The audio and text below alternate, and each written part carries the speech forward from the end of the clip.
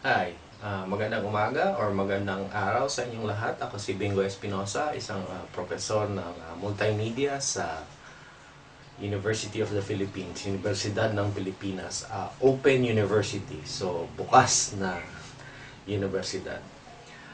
Nais kong ipamahagi sa inyo ngayon ang isang lecture ukol sa tinatawag na Web 2.0.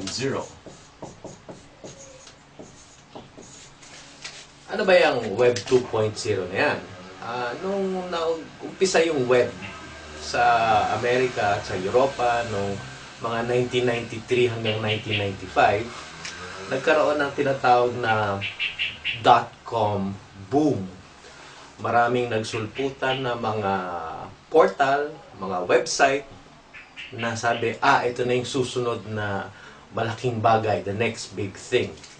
And kadalasan, ang mga portal at saka mga website na ito, dahil sa kamahalan ba nga ng mga bagay-bagay na nauukol sa teknolohiya at sa komunikasyon nung panahon na yon, pag-aari ng mga malalaking korporasyon, malalaking universidad, malalaking institusyon.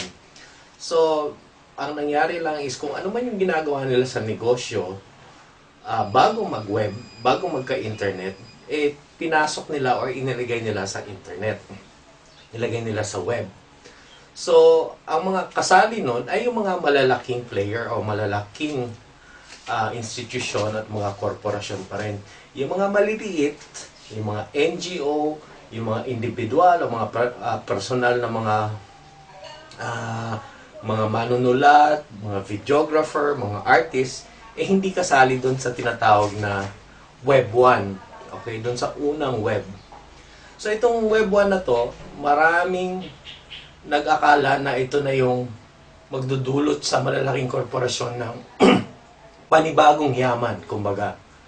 Dahil nga, okay, mas malaki yung or mas malawak ang pwede lang maabot na merkado at mas mapapababa nila ang mga pagbibigay ng impormasyon, etc. na babayaran ng merkado or ng consumer na tinatawag. Alam natin ngayon na nung year 2000 nagkaroon ng dot-com bust. Meaning, bumagsak yung merkado, yung tinatawag na stock market dahil nga, hindi naman pala. Parang drawing lang yan, kumbaga. So, 2000 hanggang mga 2003, parang 2004, parang wala nangyayaring malaki sa internet. Hanggat nangyari na naobserbahan ng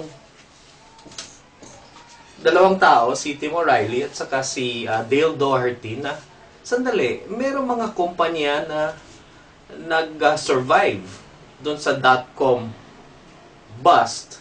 At ngayon ay mukhang iba yung kanilang filosofiya, iba yung kanilang business model, at iba rin yung kanilang filosofiya sa kanilang pagiging website o portal. So, binansagan nila itong tinatawag na new web na Web 2.0. So, kung yung Web 1, puro gawa ng malalaking korporasyon, kadalasan text at saka konting litrato, itong Web 2, merong bagong bagay na halos lahat pwedeng mag-contribute. Yung tinatawag na architecture of participation. So, kahit maliit ako, pwede kong mag-vlog, pwede kong maglagay ng mga litrato ko, tapos ngayon sa YouTube, pwede akong maglagay ng video ko. So, imbis na yung malalaking korporasyon, merong mga maliliit na korporasyon na dahil gumawa sila ng tinatawag na platform, ay pwede na ngayon yung mga users, yung mga members ng community, ay nakakapagdagdag ng kani-kanilang media at contribution. So, ito yung tinatawag na web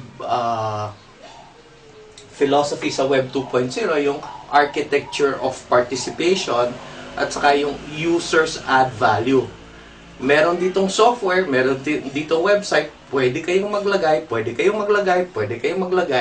At tingnan natin kung saan makakarating ito. So, yun yung architecture of participation.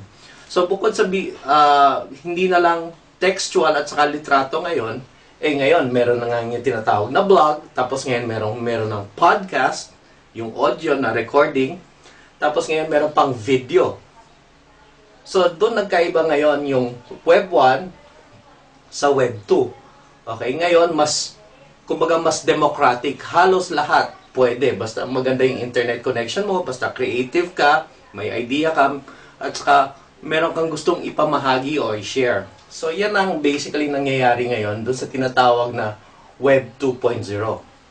Meron din naman mangyayari na binabansagan ng iba ngayon at Web 3.0. Ang Web 3.0 is kung ano man yung ginagawa natin ngayon sa Web 2.0, na ito yung internet, ito yung PC natin, ito yung laptop natin, nagko-contribute tayo ng files, nagda-download tayo ng files, gagawin naman natin, imbis na PC-based,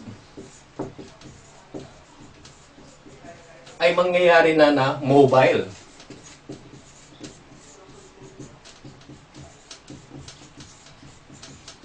So, may kaibahan yung dalawa. Kasi, number one, PC, hindi naman 24 hours a day nakatuto ka dun sa PC mo. Di ba? Yung sa mobile, ibang usapan dahil kadalasan, kahit umalis ka na ng opisina, lumabas ka na ng bahay, dala-dala mo pa yung mobile phone or cellphone mo. So, mas matagal kumbaga yung connectivity mo doon sa internet or yung tinatawag ngayon na internet cloud. So, mas marami kang pwedeng gawin sa mas mahabang panahon. Okay? And then yun nga, since meron na tinatawag na internet cloud ngayon,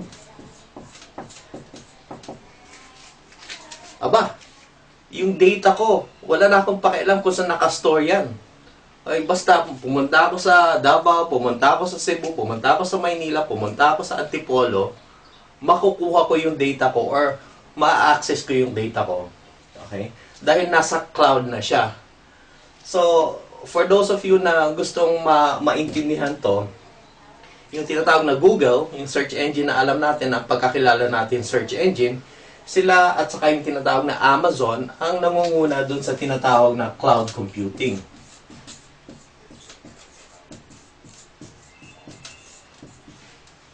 So, yung Google at Amazon ngayon, ang meron sila is maraming servers na sa iba't ibang city ng malalaking bansa at doon nila hinahouse or sinustore yung mga files natin.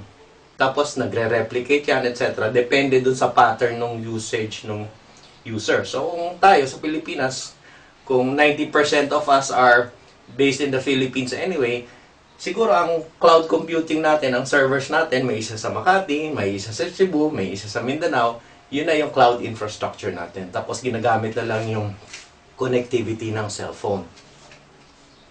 So yan, sa mga 9 minutes na podcast na to, ay sana naipaliwanag ko sa inyo yung Web 1, Web 2, at saka yung malapit nang dumating na Web 3. So maraming salamat at sana ay bumalik kayo para manood ng mas marami pang video.